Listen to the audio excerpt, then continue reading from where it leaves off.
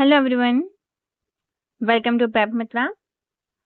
ये रिसेंटली अभी अगस्त के ही एग्जाम है जो DSSB में हुए टीजीटी इंग्लिश में, जिसमें पर सेट 20 क्वेश्चंस हैं। तो आइए इन्हें करते हैं और लास्ट तक देखना, जिससे कि कोई भी कंफ्यूजन ना रहे। चलिए शुरू करते हैं। क्वेश्चन नंबर 1 पे आते हैं। Question number 1 one word substitution से है। इसमें जो अंडरलाइन है वो है handy, came in handy. Parvati's experience in marketing came in handy during the product launch। जो पार्वती का जो एक्सपीरियंस है मार्केटिंग में, वो प्रोडक्ट लॉन्च के दौरान क्या हुआ, केम इन हैंडी हुआ। इसका मतलब क्या होता है कि किसी सिचुएशन में कोई चीज आपके लिए बेनिफिशियल होना। ये इसका राइट आंसर है। बोरिंग नहीं है, इनोवेटिव नहीं है, यूजलेस नहीं है। केम इन हैंडी का जो लिटरल मीनिंग है वो है turn out to be beneficial. आगे आते हैं क्वेश्चन नंबर 2 पे। ये एडजेक्टिव से क्वेश्चन है। डिग्री ऑफ एडजेक्टिव, जिसमें कंपेयर करते हैं। एक होता है पॉजिटिव डिग्री, एक होता है कंपैरेटिव डिग्री, और एक होती है सुपरलेटिव डिग्री। ठीक है। You will not find a hotel than this for a night. ये देखिए, एक होटल को दूसरे होटल से कंपेयर कर रहे हैं कि आप इससे सस्ता होटल आज की रात नहीं ढूंढ पाएंगे। चीपर, मोर चीप, चीपेस्ट या मोर चीपर। मोर चीपर गलत है। चीपेस्ट ये सुपरलेटिव डिग्री है, यानी कि आप कहीं ढूंढ ही नहीं सकते। यही एकमात्र होटल है जो बड़ा सस्ता है, इसके अलावा कोई है ही नहीं। तो ये भी नहीं होगा। मोर चीप ये ग्रामेटिकली इनकरेक्ट है, तो आंसर क्या हुआ, cheaper. You will not find a cheaper hotel than this for a night. आगे आते हैं क्वेश्चन नंबर 3 पे। Select the most appropriate option to fill in the blanks. Meera and Rahul live in a dash house. इसका जो meaning जा रहा है वो क्या है, ऐसा हाउस जिसमें काफी सारी जगह है जहाँ पे आराम से रहा जा सकता है। तो उसको क्या बोलेंगे। हाउस एक नाउन है, और नाउन को क्या मॉडिफाई करता है, एडजेक्टिव। यानी हमें एक एडजेक्टिव चाहिए जो हमारे हाउस को डिस्क्राइब करे। ठीक है। स्पेसियसली ये एक एडवर्ब है, और एडवर्ब वर्ब को मॉडिफाई करता है, नाउन को नहीं। स्पेस, स्पेस सिंपल एक नाउन है, like it has lots of space. Spacey, spacey का क्या मतलब होता है, इसका मतलब होता है ड्रीमी या फिर डिस्ट्रैक्टेड। इसका जगह से कोई लेना देना नहीं है। स्पेसियस ये एक एडजेक्टिव है। Meera and Rahul live in a spacious house. आगे आते हैं क्वेश्चन नंबर 4 पे। आर्टिकल से क्वेश्चन है, the seniors have an obligation to always help the juniors. क्या होगा इसका आंसर। यहाँ पे 10 सीनियर्स हैं, तो जूनियर से पहले भी क्या आएगा, the seniors, the juniors, the poor, the rich. तो आंसर क्या होगा, द। आगे आते हैं नेक्स्ट पे। इनकरेक्टली स्पेल्ड वर्ड बताना है इसमें। ऑप्शन देखते हैं सीधे। इनकरेक्टली स्पेल्ड वर्ड बताने हैं। रिकैलिब्रेटिंग, इनकरेक्टली स्पेल्ड वर्ड यानी कि जो इनकरेक्ट है।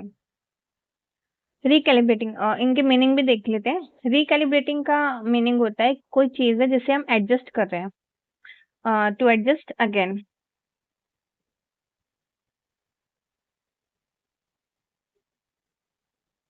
री, री यानी कि again, calibrating it means to adjust again. ठीक है। एक्स्ट्रोवियस, एक्स्ट्रोवियस तो कोई ये एक्स्ट्रोवियस गलत स्पेलिंग है। एक्स्ट्रोवियस कोई वर्ड नहीं होता, वर्ड होता है एक्स्ट्रा।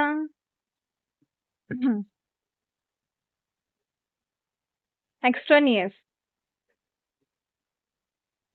इसका मीनिंग होता है जो चीज कोई बाहर से है, लाइक एक्स्ट्रा है ना, मतलब एक्स्ट्रा ऐड हो रही है, बाहर से है, बाहरी है। तो ये स्पेलिंग गलत हो गई, इनकरेक्टली स्पेल वर्ड पूछा है। रिकैलिब्रेटिंग स्पेलिंग इसमें ठीक है। पैरामीटर्स, पैरामीटर्स ऐसे नहीं लिखते, पैरामीटर्स। तो ये भी गलत है, ये भी गलत है, इसमें ये गलत है। पैरामीटर्स इसमें भी ये गलत है। इंटरमीडिएंट यानी कि रुक रुक के होना, यानी कि रुक रुक के होना, तो ये भी ठीक है। इंटरमिटेंट इसमें भी ठीक है। एक्सट्रावियस ये गलत है। रिकैलिब्रेटिंग इसमें भी ठीक है, मतलब इसी में से गलत है। इनकरेक्टली स्पेल पूछे तो इसमें तो 2 सही है, 2 सही है और 2 गलत है। आगे देखते हैं। रिकैलिब्रेटिंग इस बिल्कुल ठीक है। पैरामीटर्स इसमें भी गलत है। डिसिसिव का मीनिंग है जो फैसले लेता है, ये ठीक है इसमें। और इन्फ्लुएंसेस ये भी ठीक है, इसमें 3 ठीक है। वेरिएंसेस पैरामीटर्स गलत है। इम्प्लीमेंटेशन बिल्कुल बिल्कुल ठीक है। फोर्थ लाइन्स बिल्कुल ठीक है, इसमें भी 3 ठीक है। ये क्या चक्कर है?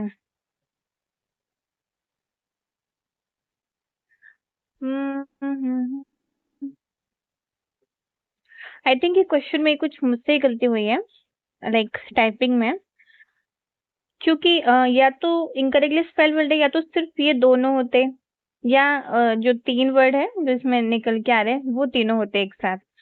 तो ये रहने देते हैं क्योंकि इस क्वेश्चन में गड़बड़ है। आगे आते हैं क्वेश्चन नंबर 6 पे। सेम ही है ये भी। Select the incorrectly spell word in the following passage. इसमें भी टेंडेंसीज की स्पेलिंग ठीक है। नो नो नो, टेंडेंसीज इसमें टी आता है। एथनोग्राफिक ठीक है, सुपरफ्लुअस गलत है। ये क्वेश्चन भी गलत ही है। अगर ये रियल क्वेश्चन है एग्जाम का तो डेफिनेटली इसमें सबको ही मार्क्स मिलेंगे। आगे आते हैं 7 पे। मीनिंग बताना है इस इडियम का। मीट हाफवे ये थोड़ा न्यू है, देखते हैं इसका क्या मीनिंग है। To have a tug of water. To have a tug of water इसका मतलब होता है स्ट्रगल। आपके पास एक टग ऑफ वॉर है, इसका मतलब आपकी लाइफ में स्ट्रगल है, स्ट्रगल करना है आपको। To reach the pinnacle it means to achieve the top. Pinnacle बोलते हैं किसको? अचीव टॉप को, कि आपको ऊपर जाना है, सक्सेस अचीव करनी है basically. To end the meeting इसका क्या मतलब है? लाइक मीटिंग एंड कर देना, तो उसका तो कोई सेंस नहीं बना। मीट हाफ वे इसका मतलब होता है कि आप जो है कॉम्प्रोमाइज कर रहे हैं।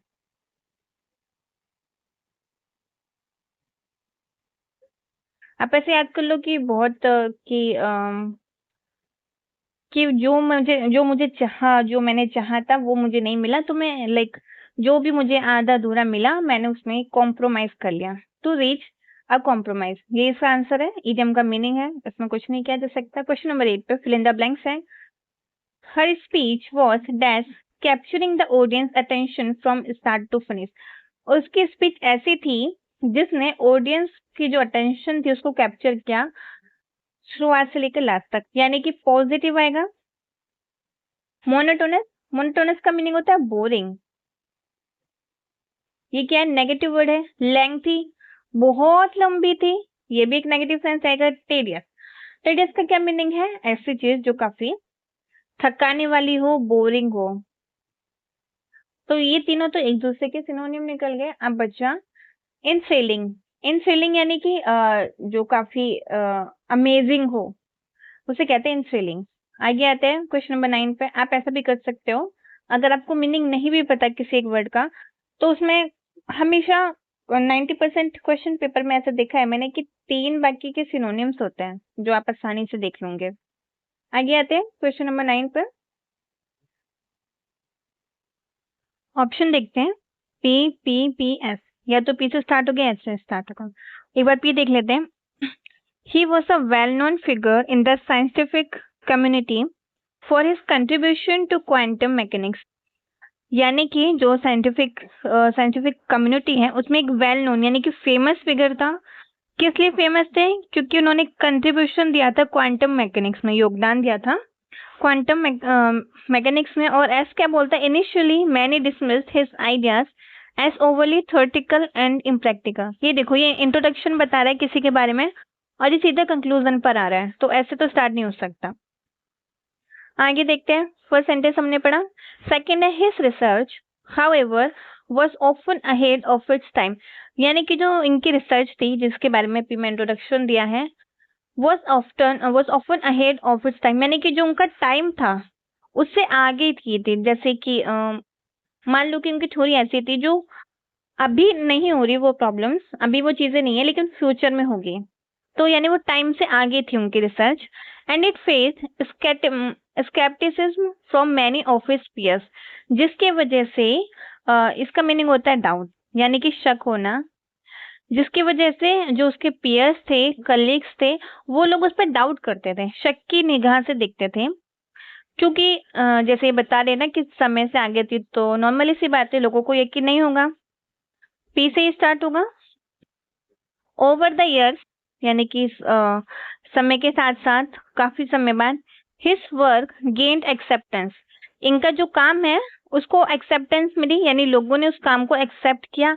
And he became one of the most respected physicist, और ये एक सबसे ज्यादा मोस्ट रिस्पेक्टेड फिजिसिस्ट बन गए। ये देखिए क्यों बता रहा है कि उनके काम पे लोग डाउट करते थे, और आर बता रहा है कि समय के साथ साथ जो उनके काम है उसको एक्सेप्ट किया लोगों ने, और वो रिस्पेक्टेड फिजिस्ट बन गए। यानी कि क्यू के बाद आर होगा, चाहे गैप लेके हो या कैसे। क्यू के बाद आर देखते हैं, इसमें आर के बाद क्यों, ये नहीं हो सकता। क्यू के बाद आर इसमें है, इसमें आर के बाद क्यू है, ये भी नहीं हो सकता। क्यू के बाद आर ही आएगा, क्योंकि पहले उन्होंने बताया कि लोगों को उनके काम में संदेह था, और आर बता रहा है कि बाद में संदेह लोगों का खत्म हो गया। क्यू के बाद आर ही आएगा, सिर्फ सेकंड में दिया है। इतना करके आगे बढ़ते हैं, एग्जाम में इतना टाइम नहीं होता। होमोनिम बताना है। ह्यूरिकेन dash havoc on the coastal cities. पहले आपको पता होगा होमोनिम क्या होता है। होमोनिम में ऐसे वर्ड्स होते हैं जिनकी स्पेलिंग लाइक जो साउंड है स्पेलिंग में तो सिमिलर हो जाते हैं, लेकिन उनके मीनिंग्स अलग अलग चले जाते हैं। ठीक है, तो देखते हैं ह्यूरिकेन। ह्यूरिकेन किसे कहते हैं, तूफान को। ह्यूरिकेन dash havoc on the coastal cities, और हैवोक तबाही को कहते हैं, और एक्चुअली ये ईडियम है। इन्होंने होमोनिम बोला है बट ये ईडियम है, इसको बोलते हैं रीक हैवोक, यानी कि कहर होना, तबाही होना, विनाश होना। अब बाकी के मीनिंग भी हम एक बार देख लेते हैं। रैक, ये रैक वैसे कोई उसका जो मीनिंग नहीं होता है, ये इनकरेक्ट है। रीक का मीनिंग है बदबू आना, लाइक गार्बेज में से स्मेल आती है, दैट इज रीक। और रैक होता है स्ट्रॉन्ग, लाइक स्ट्रॉन्ग हैवोक, यानी कि तबाही। ये पूरा ही मीनिंग है, ये ईडियम है एक्चुअली, इन्होंने होमोनिम्स नाम से दिया है बट ये पूरा ईडियम है। ठीक है, आगे आते हैं नेक्स्ट पे, क्वेश्चन नंबर 11 पे। Select the most appropriate option to fill in the blanks. Article से क्वेश्चन है। I visited park near my house. देखो पार्क है, पार्क एक कॉमन चीज है, लेकिन ये बोल रहा है कि मेरे हाउस के पास का, यानी कि उसके हाउस के पास तो कोई एक स्पेसिफिक पार्क ही होगा, तो पार्क के साथ क्या आएगा, the. Near my house to view the solar eclipse yesterday. Solar eclipse daily हो सकता है, नॉर्मल है, लेकिन ये स्पेसिफाई कर रहे हैं यस्टरडे लिखकर, तो ये क्या हो गया, एक स्पेसिफिक हो गया।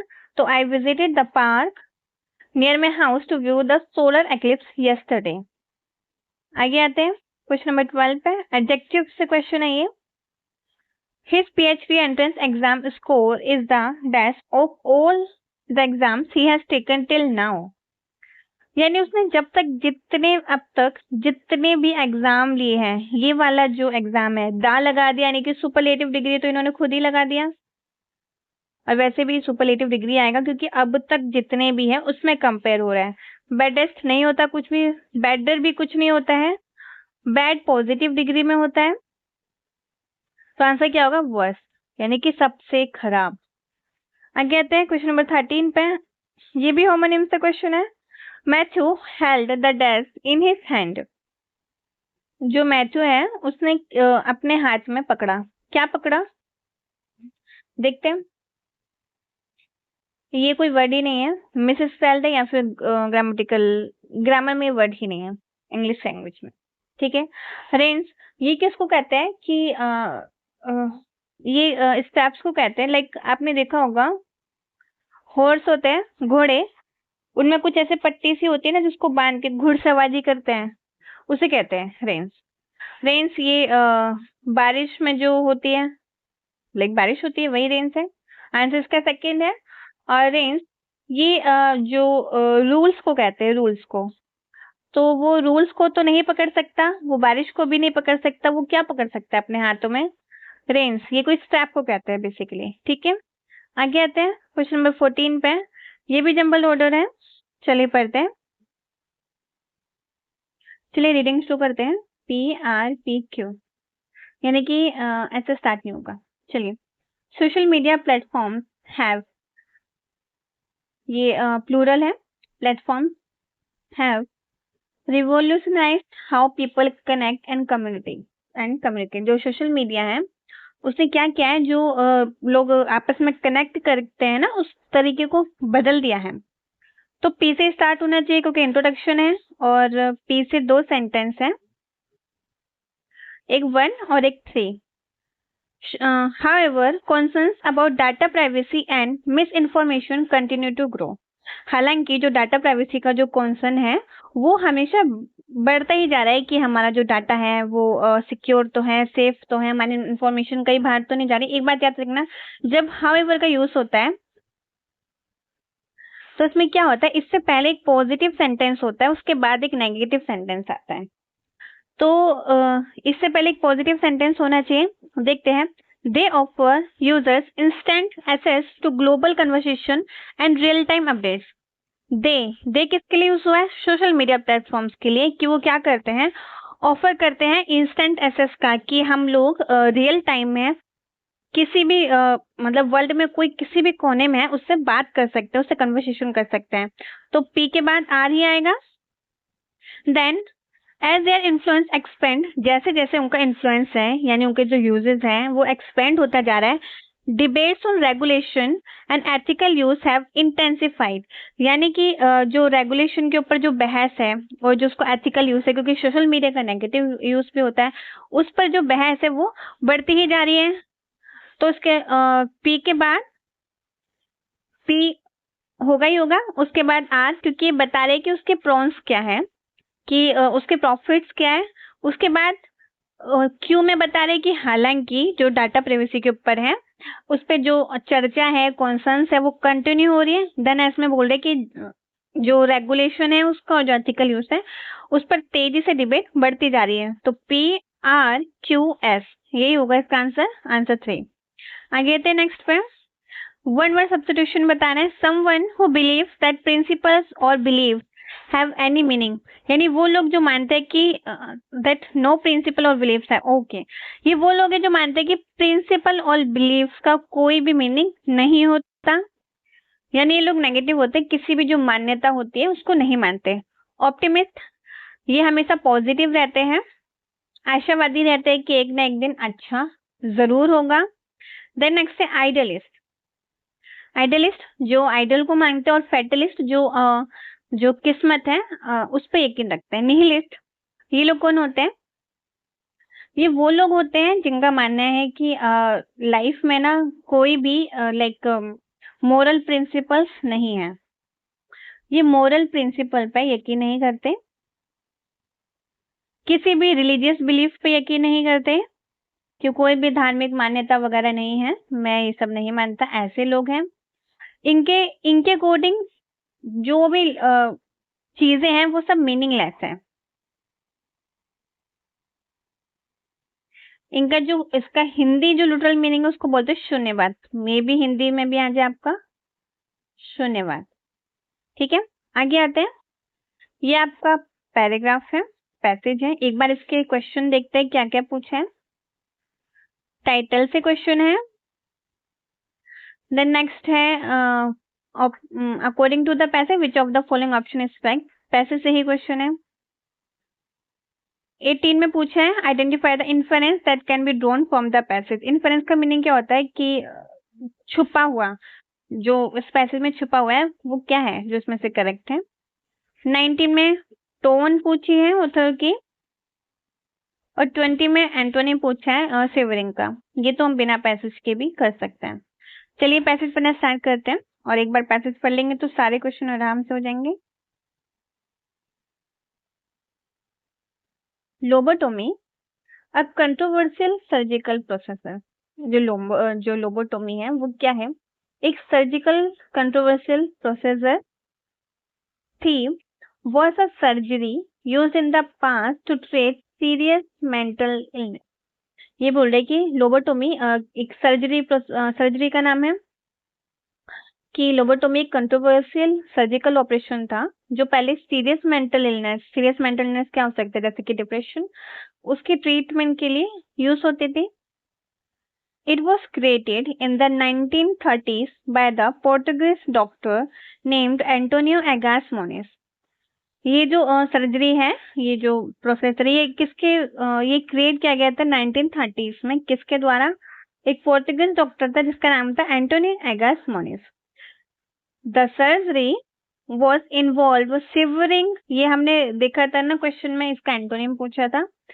The surgery involved severing connections in the prefrontal cortex of the brain। इस सर्जरी इसका मतलब होता है कट करना। ये सर्जरी में क्या होता था, जो हमारे कनेक्शन थे ना prefrontal cortex of the brain. Prefrontal cortex of the brain क्या होता है? यानी कि ये वो होते हैं जो हमारे ब्रेन की जो थिंकिंग है, इमोशंस है, उनको कंट्रोल करता है। प्रीफ्रंटल कॉर्टेक्स जो हमारे ब्रेन में है, ये हमारी फीलिंग्स इमोशंस को कंट्रोल करता है। उसके कनेक्शन को काट दिया जाता था इस सर्जरी में। ठीक है। The aim was to reduce symptoms of conditions like schizophrenia, severe depression and obsessive compulsive disorder। ये जो सर्जरी थी उसका एम क्या था, यानी कि उसका उद्देश्य क्या था, कि जो ब्रेन रिलेटेड जो कंडीशंस हैं जैसे कि सिजोफ्रेनिया या डिप्रेशन या फिर ऑब्सेसिव कंपल्सिव डिसऑर्डर यानी कि ओसीडी, इसके जो सिम्टम्स है उसको कम करना। At first lobotomy was seen as a big breakthrough and it quickly became popular in Europe and the United states.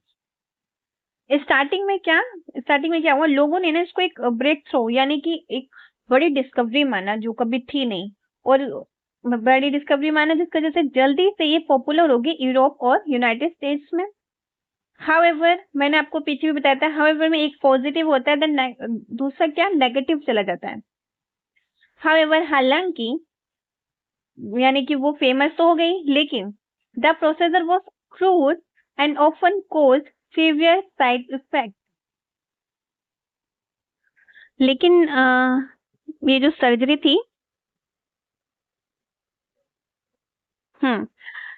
ये क्या हो गया, ये क्रूड थी। क्रूड का क्या मीनिंग है? ऐसी चीज जो परफेक्ट ना हो, उसमें कुछ कमियां हो। जो उसका प्रोसेसर था इस सर्जरी का वो क्रूड था, यानी कि परफेक्ट नहीं थी, उसमें कुछ कमियां थी, जिसके वजह से ऑफन कॉस्ट, जिसकी वजह से बड़े बड़े साइड इफेक्ट हो जाते थे। Many patients went through major personality changes, had trouble thinking clearly, and lost their emotional depth। कुछ जो बहुत सारे पेशेंट्स हैं उसमें क्या हुआ, वो काफी ज्यादा पर्सनालिटी चेंजेस आए उन लोगों में, और जो उनके सोचने समझने में उनको प्रॉब्लम हुई, सोचने समझने में, और उनकी जो इमोशंस था उसकी गहराई जो थी खत्म हो गई।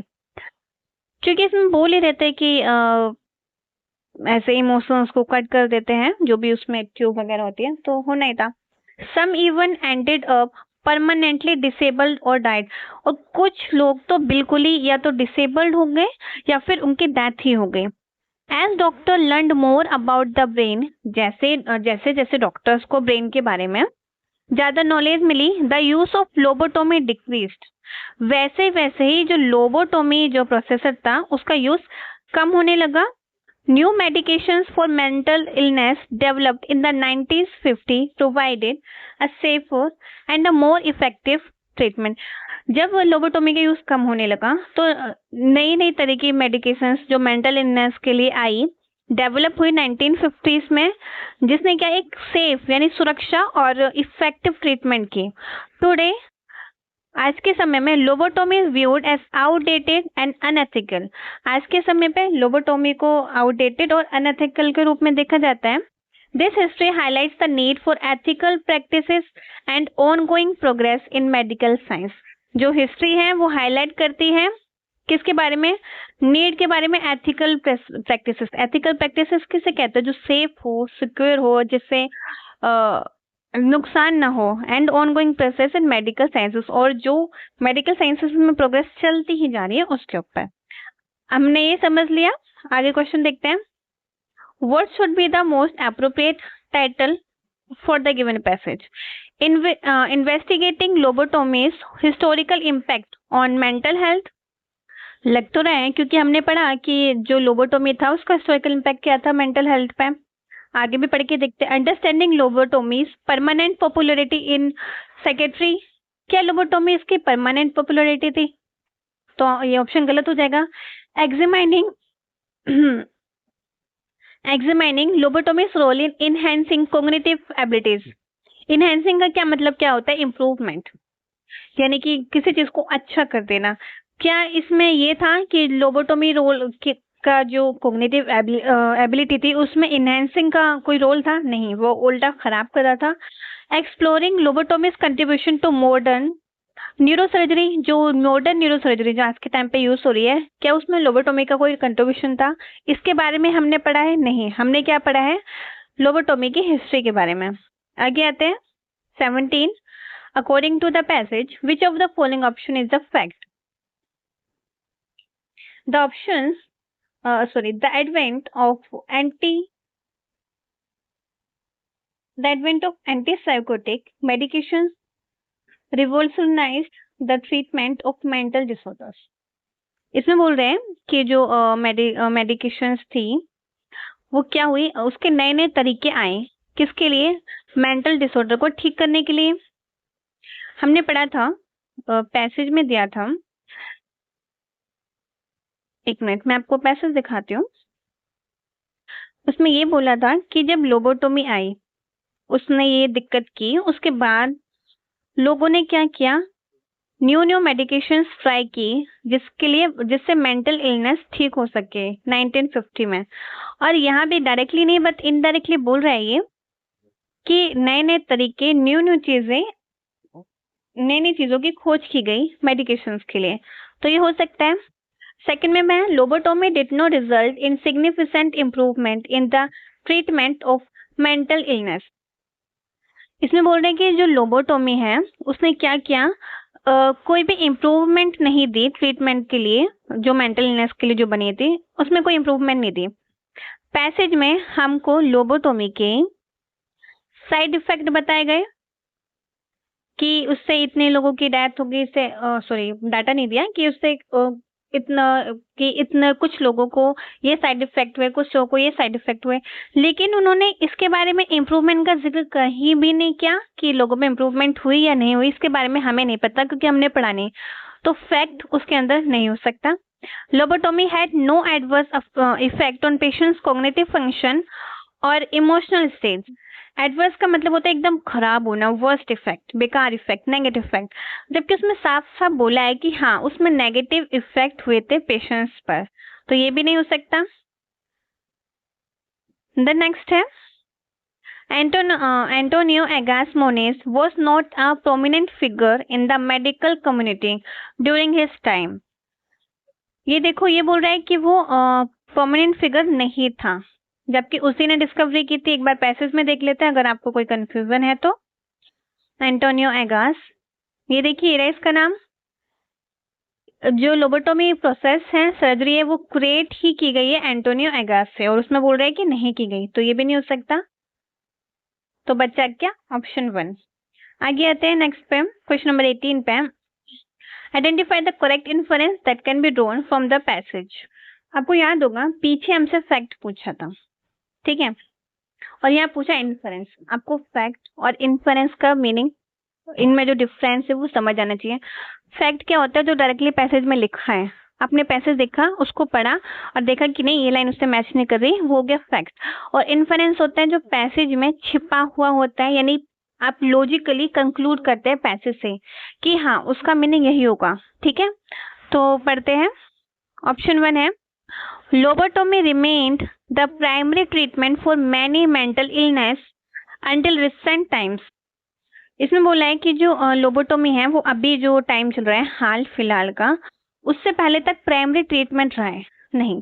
पैसेज में हमने ये पढ़ा था कि उन्होंने कहा था कि धीरे धीरे लोबोटोमी आउटडेटेड होने लगा, पढ़ा था ना, आउटडेटेड होने लगा, उसकी जगह नई नई चीजें आने लगी, नई नई चीजों का एडवेंचर क्या जाने लगा, एडवेंट किया जाने लगा। तो ये आंसर इसका नहीं हो सकता। देन नेक्स्ट है lobotomy was a widely accepted and successful treatment for mild mental disorders.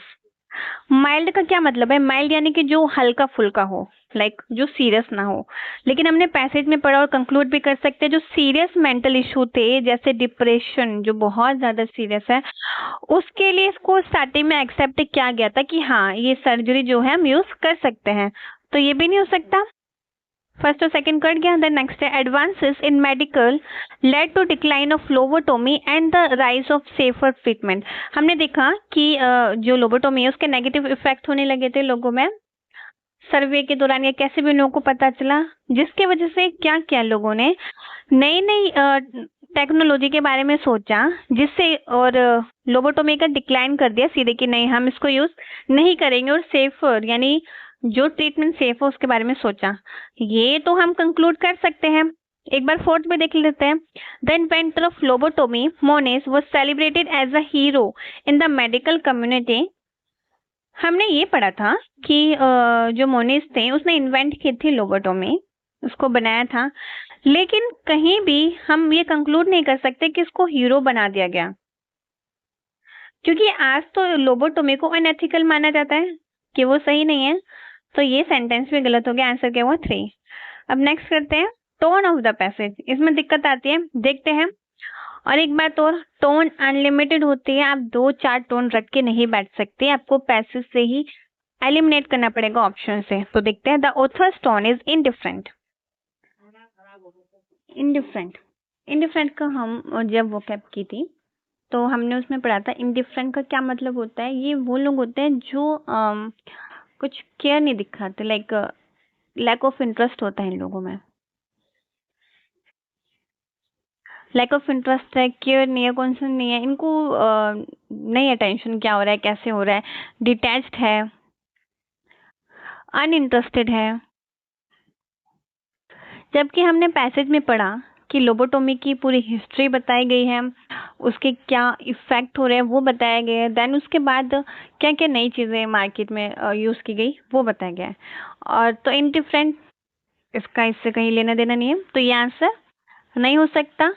Indifferent नहीं हो सकता, टोन इंडिफरेंट नहीं है, बल्कि वो केयरफुली फैक्ट बता रहे हैं कि क्या है कैसे है, पूरी हिस्ट्री बता रहे हैं।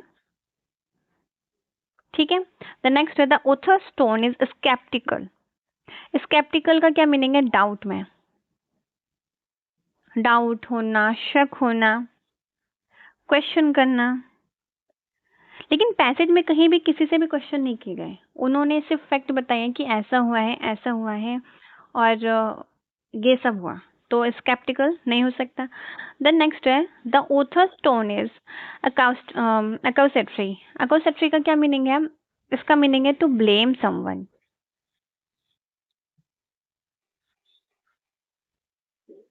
क्या पैसेज में कहीं भी किसी को ब्लेम करने की बात की गई है? नहीं। The author's tone is objective. Objective का क्या मतलब है? कि फैक्चुअल है, यानी कि फैक्ट बताए गए हैं, अनबायस्ड है, उसने अपनी तरफ से कहानी नहीं बनाई। उसने जो ऑथर है उसने साफ बोला कि हाँ लोबोटोमी को स्टार्टिंग में इतना एक्सेप्ट किया गया था वर्ल्ड वाइड, लाइक देन लेकिन फिर बाद में उसमें प्रॉब्लम क्रिएट हुई, उसके नेगेटिव इफेक्ट दिखे, तो वो क्या था? ऑब्जेक्टिव था। तो ये इसका राइट आंसर होगा। आगे आते हैं क्वेश्चन नंबर 20 पे। एंटोनिम बताना है सिवरिंग का। इसका हमने पढ़ा था, उसका क्या मीनिंग होता है? कट करना, कट करना। डिसकनेक्टिंग, ये भी साइंस इसी में जा रहा है। डिवाइडिंग यानी कि बांट देना, तो उसका एंटोनिम क्या होगा? जोड़ना, ज्वाइनिंग। तो ये सेट यहाँ पे खत्म होता है। आई होप आपको क्लास अच्छी लगी हो। देखने के लिए थैंक यू और प्लीज़ शेयर किया कीजिए। व्यूज़ नहीं आते तो अच्छा नहीं लगता। Have a good day. Bye.